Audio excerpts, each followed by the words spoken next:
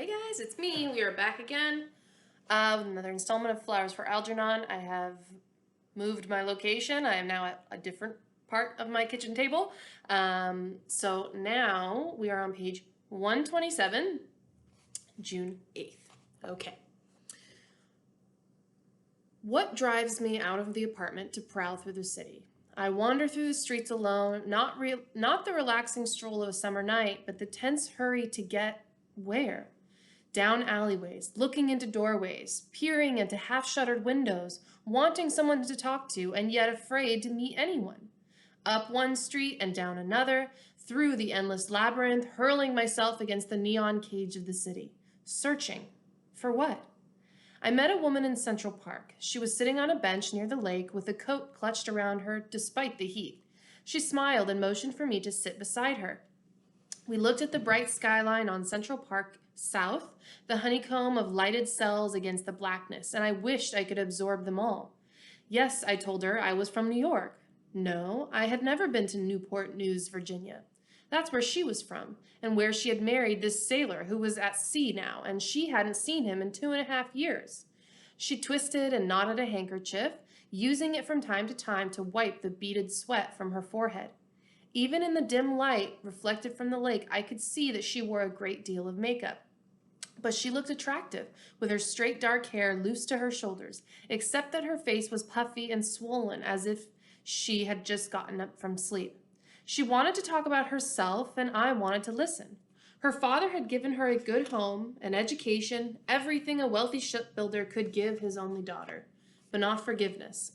He would never forgive her elopement with the sailor. She took my hand as she spoke and rested her head on my shoulder.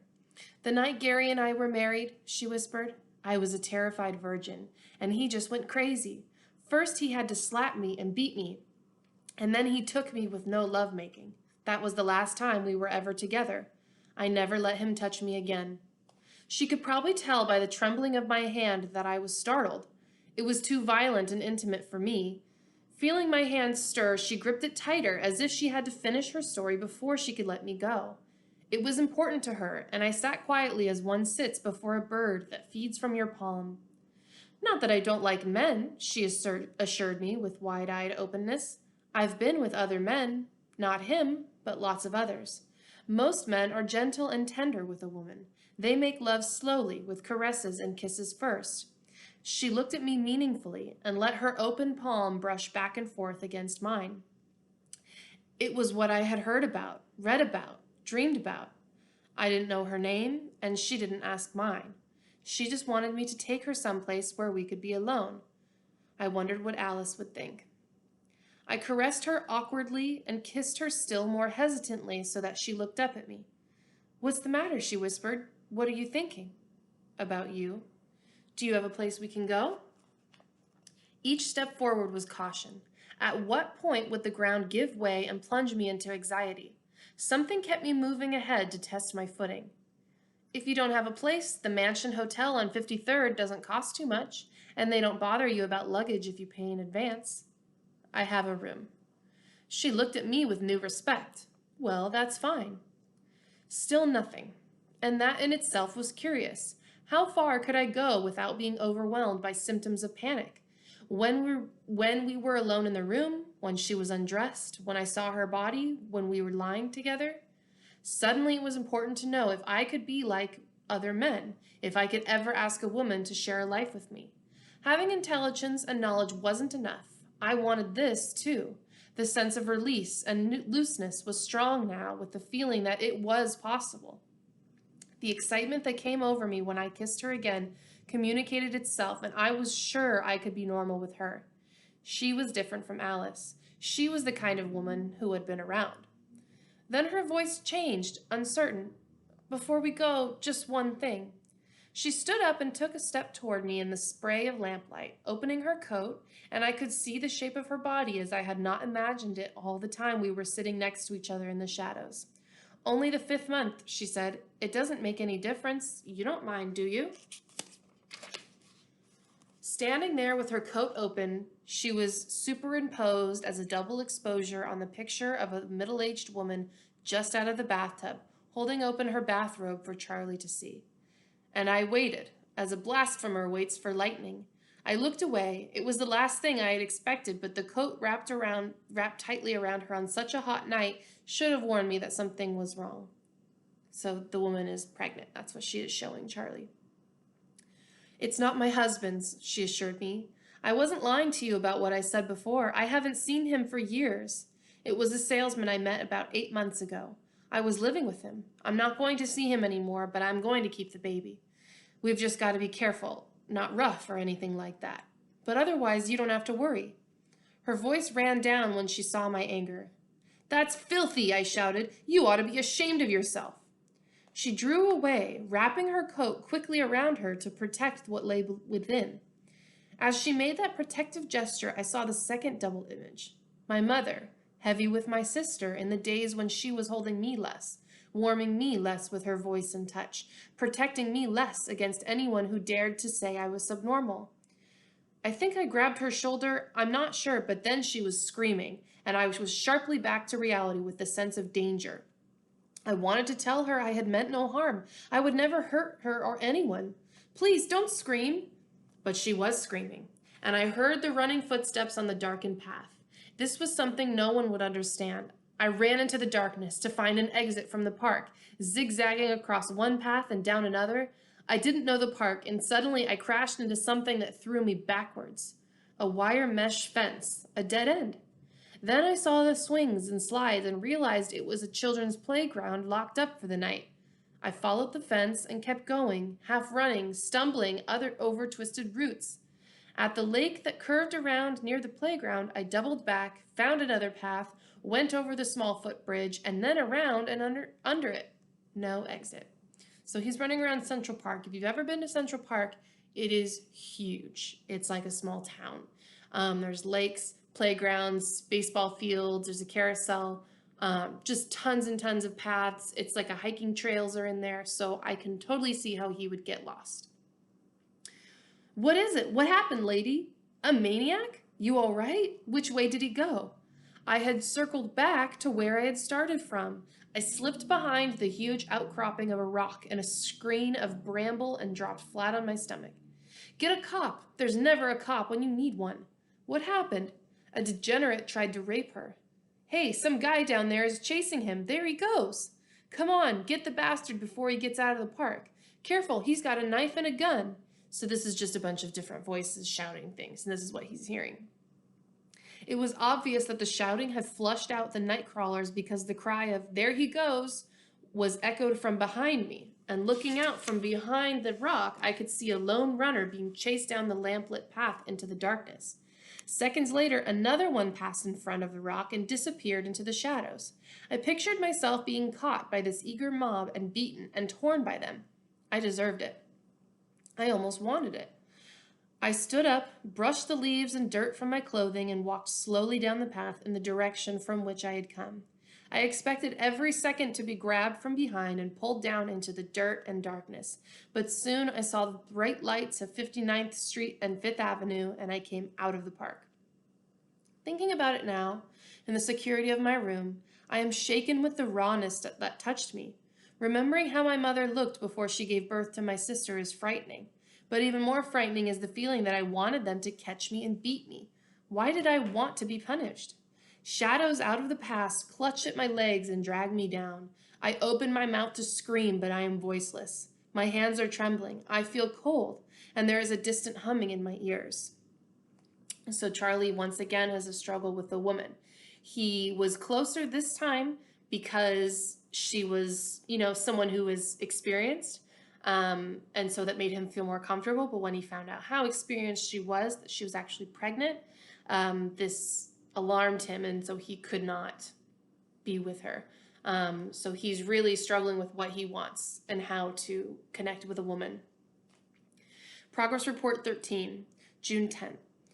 We're on a Stratojet about to take off for Chicago. I owed this progress report to Bert, who had the bright idea that I could dictate this on a transistor tape recorder and have a public stenographer in Chicago type it up. Niemer likes the idea. In fact, he wants me to use the recorder up to the last minute. He feels it will add to the report if they play the most recent tape at the end of the session. So here I am, sitting off by myself in our private section of a jet on the way to Chicago, trying to get used to thinking aloud and to the sound of my own voice. I suppose the typist can get rid of all the ums, ers, and ahs and make it seem natural on paper. I can't help the paralysis that comes over me when I think hundreds of people are going to listen to the words I'm saying now. My mind is a blank. At this point, my feelings are more important than anything else. The idea of going up in the air terrifies me. As far as I can tell, in the days before the operation, I never really understood what planes were. I never connected the movies and TV close-ups of planes with the things I saw zooming overhead. Now that we're about to take off, I can think only of what might happen if we crash. A cold feeling, and the thought that I don't want to die, brings to mind those discussions about God. I've thought about death often in recent weeks, but not really about God. My mother took me to church occasionally, but I don't recall ever connecting that up with the thought of God. She mentioned him quite often, and I had to pray to him at night, but I never thought much about it. I remember him as a distant uncle with a long beard on a throne, like Santa Claus in the department store on his big chair, who picks you up on his knee and asks you if you've been good and what you would like him to give you. She was afraid of him, but asked favors anyway. My father never mentioned him. It was as if God was one of Rose's relatives he never got involved with. This is a flight attendant. We're ready to take off, sir. May I help you fasten your seatbelt? Do I have to? I don't like to be strapped down. Until we're airborne. I'd rather not, unless it's necessary. I've got this fear of being strapped in. It'll probably make me sick. It's regulations, sir. Here, let me help you. No, I'll do it myself. No, that one goes through here. Wait, okay. Ridiculous. There's nothing to be afraid of. Seatbelt isn't too tight, doesn't hurt. Why should putting on the damned seatbelt be so terrifying? That and the vibrations of the plane taking off. Anxiety all out of proportion to the situation. So it must be something. What? Flying up into and through dark clouds? Fasten your seatbelt, strap down, straining forward, odor of sweaty leather, vibrations and a roaring sound in my ears. Through the window, in the clouds, I see Charlie. Age is difficult to tell, about 5 years old before Norma. So now he's having another flashback where he is 5 years old. Are you two ready yet? His father comes to the doorway, heavy, especially in the sagging fleshiness of his face and neck. He has a tired look. I said, are you ready? Just a minute, answers Rose. I'm getting my hat on. See if his shirt is buttoned and tie his shoelaces. Come on, let's get this thing over with. Where? asks Charlie. Where? Charlie, go. His father looks at him and frowns. Matt Gordon never knows how to react to his son's questions. Rose appears in the doorway of her bedroom, adjusting the half veil of her hat. She is a bird-like woman, and her arms, up to her head, elbows out, looks like wings. We're going to the doctor, who is going to help you get smart. The veil makes it look as if she were peering down at him through a wire screen. He is always frightened when they dress up to go out this way because he knows he will have to meet other people and his mother will become upset and angry. So back in the day, ladies would wear a hat with sort of a white mesh in front. It was like a veil. It was just the style. Cruella de Vil. Think about Cruella de Vil. She always had a mesh thing. Okay. He wants to run, but there is no place for him to go. Why do you have to tell him that? Said Matt. Because it's the truth. Dr. Guarino can help him. Matt paces the floor like a man who has given up hope but will make one last attempt to reason. How do you know? What do you know about this man? If there was anything that could be done, the doctors would have told us long ago. Don't say that, she screeches. Don't tell me there's nothing they can do. She grabs Charlie and presses his head against her bosom. He's going to be normal, whatever we have to do, whatever it costs. It's not something money can buy. It's Charlie I'm talking about, your son, your only child. She rocks him from side to side, near hysteria now. I won't listen to that talk. They don't know, so they say nothing can be done. Dr. Guarino explained it all to me. They won't sponsor his invention, he says, because it will prove they're wrong, like it was with those other scientists, Pasteur and Jennings, and the rest of them. He told me all about your fine medical doctors afraid of progress. Talking back to Matt this way, she becomes relaxed and sure of herself again. When she lets go of Charlie, he goes to the corner and stands against the wall, frightened and shivering. Look, she says, you got him upset again. Me? You always start these things in front of him. Oh, Christ. Come on, let's get this damn thing over with. So this is before his little sister is born. So his mother is very, very focused on Charlie and making him smart again, meaning that she's going to these doctors who are trying all kinds of crazy experiments that have not been proven. But she still believes that something can work for him.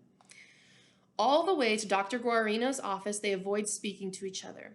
Silence on the bus and silence walking 3 blocks from the bus to the downtown office building. After about 15 minutes, Dr. Guarino comes out to the waiting room to greet them. He is fat and balding, and he looks as if he would pop through his white lab jacket. Charlie is fascinated by the thick white eyebrows and white mustache that twitch from time to time. Sometimes the mustache twitches first, followed by the raising of both eyebrows. But sometimes the brows go up first and the mustache twitch follows. The large white room into which Guarino ushers them smells recently painted, and it is almost bare. 2 desks on one side of the room, and on the other, a huge machine with rows of dials and 4 long arms, like dentist drills. Nearby is a black leather examination table with thick, webbed restraining straps. Well, well, well, says Guarino, raising his eyebrows. So this is Charlie. He grips the boy's shoulders firmly. We're going to be friends. Can you really do anything for him, Dr. Guarino? Says Matt.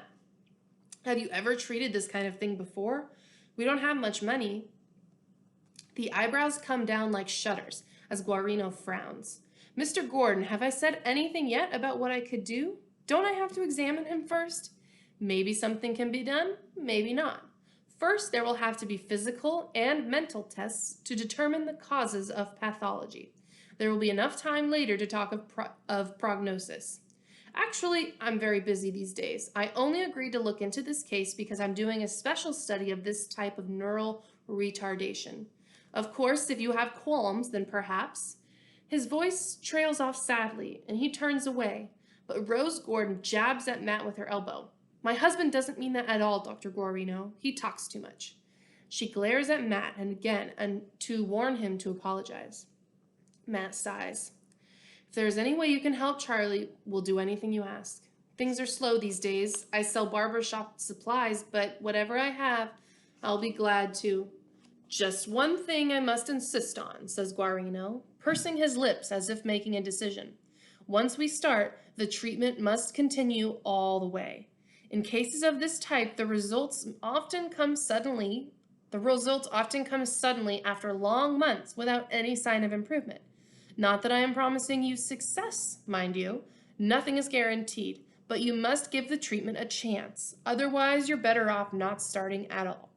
He frowns at them to let his warning sink in, and his brows are white shades from under which his bright blue eyes stare. Now, if you'll just step outside and let me examine the boy. Matt hesitates to leave Charlie alone with him, but Guarino nods. This is the best way, he says, ushering them both outside to the waiting room. The results are almost always more significant if the patient and I are alone when the psychosubstantiation tests are performed. External distractions have a deleterious effect on the ramified scores.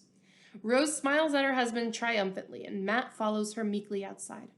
Alone with Charlie, Dr. Guarino pats him on the head. He has a kindly smile. Okay, kid, on the table. When Charlie doesn't respond, he lifts him gently onto the leather-padded table and straps him down securely with heavy webbed straps. The table smells of deeply ingrained sweat and leather. Ma! She's outside. Don't worry, Charlie. This won't hurt a bit. Want Ma! Charlie is confused at being restrained this way. He has no sense of what is being done to him, but there have been other doctors who were not so gentle after his parents left the room. Guarino tries to calm him. Take it easy, kid. Nothing to be scared of. You see this big machine here? Know what I'm going to do with it? Charlie cringes, and then he recalls his mother's words. Make me smart? That's right. At least you know what you're here for. Now, just close your eyes and relax while I turn on these switches. It'll make a loud noise, like an airplane, but it won't hurt you, and we'll see if it can make you a little bit smarter than you are now. Guarino snaps on the switch that sets the huge machine humming, red and blue lights blinking on and off. Charlie is terrified. He cringes and shivers, straining against the straps that hold him fast to the table. He starts to scream, but Guarino quickly pushes a wad of cloth into his mouth. Now, Charlie, none of that. You be a good little boy. I told you it won't hurt. He tries to scream again, but all that comes out is a muffled choking that makes him want to throw up. He feels the wetness and the stickiness around his legs, and the odor tells him that his mother will punish him with the spanking and the corner from making in his pants. He could not control it. Whenever he feels trapped and panic sets in, he loses control and dirties himself. Choking, sick, nausea, and everything goes black. So imagine this happening today.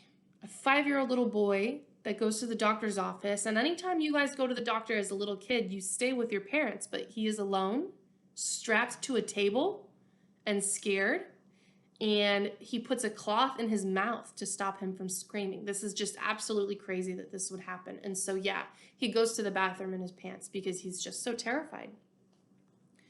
There is no way of knowing how much time passes, but when Charlie opens his eyes, the cloth is out of his mouth and the straps have been removed. Dr. Guarino pretends he does not smell the odor. Now that didn't hurt you a bit, did it? No? Well, then what are you trembling like that for? All I did was use that machine to make you smarter.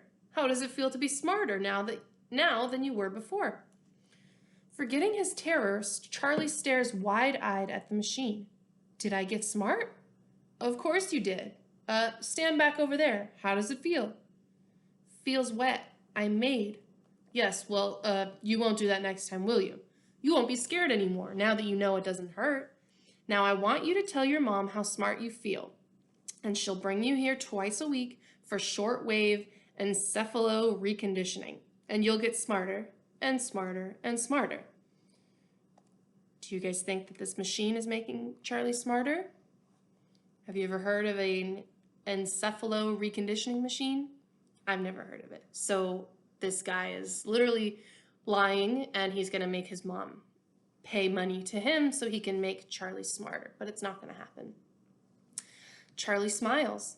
I can walk backwards. You can? Let's see, says Guarino, closing his folder in mock excitement. Let me see. Slowly and with great effort, Charlie takes several steps backward, stumbling against the examination table as he goes.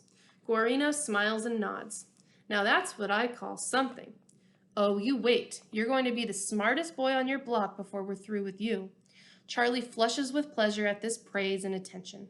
It is not often that people smile at him and tell him he has done something well. Even the terror of the machine and of being strapped down to the table begins to fade. On the whole block, the thought fills him as if he cannot take enough air into his lungs no matter how he tries. Even smarter than Jaime? Guarino smiles again and nods. Smarter than Jaime. Charlie looks at the machine with new wonder and respect.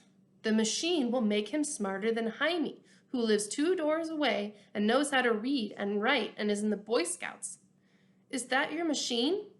Not yet. It belongs to the bank, but soon it'll be mine, and then I'll be able to make lots of boys like you smart.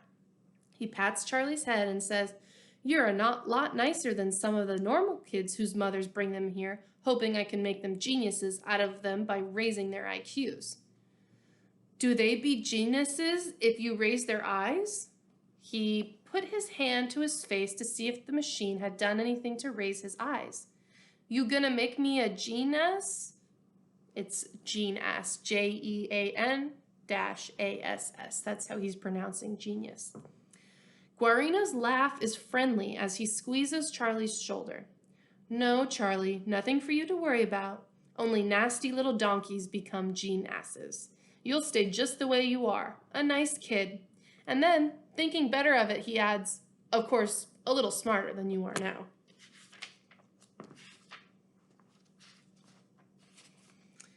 He unlocks the door and leads Charlie out to his parents.